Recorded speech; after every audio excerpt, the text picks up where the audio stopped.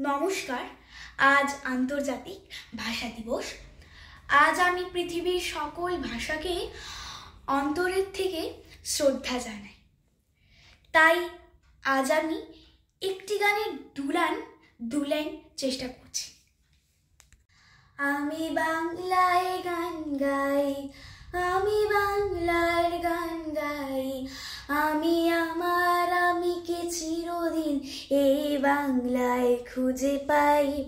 আমি বাংলায় দেখি স্বপ্ন, আমি বাংলায় বাঁধি সুর, আমি এই বাংলার মায়া ভরা পথে হেঁটেছি এতটা দূর।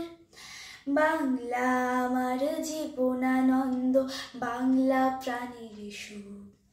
আমি একবার দেখি, বারবার দেখি বাংলার মুখ।